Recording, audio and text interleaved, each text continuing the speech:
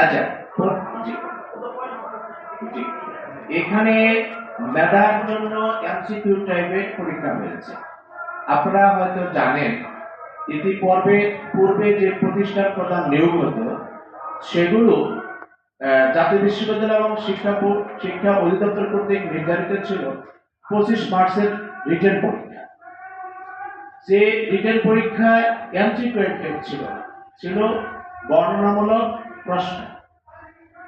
এখানে MCQ type প্রশ্নের ক্ষেত্রে জটিলতা হচ্ছে এখানে যে বিজ্ঞ, দক্ষ, অভিজ্ঞ এবং বয়সে চাকরির মাঝামাঝি সময় পার হয়ে যারা চলে এসেছে তারা এমসিকিউ টাইপ পরীক্ষা জরুরি নয়, জরুরি হচ্ছে তার দক্ষতা, যোগ্যতা, এগুলোর বিষয়।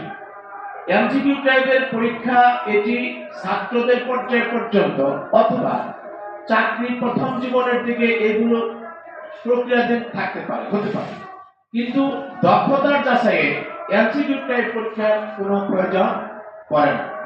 দ্বিতীয়ত হচ্ছে আমরা পরীক্ষাটি নিয়ে সম্পূর্ণ সন্দিহান, এই জন্য যে অতীতে এমটিআরসিএ তাদের শুধু প্রত্যয়ন দেওয়া করে, কিন্তু তারা এটাকে সরকারকে বুঝিয়ে যাদেরকে নিয়োগ দিয়েছেন তাদের পেপার পত্রিকা আপনারা দেখেছেন, অধিদপ্তর এবং মন্ত্রণালয়ের যাচাইকৃত প্রক্রিয়ায় প্রায় 60,000 শিক্ষক নাকি জাল সনদ দেন।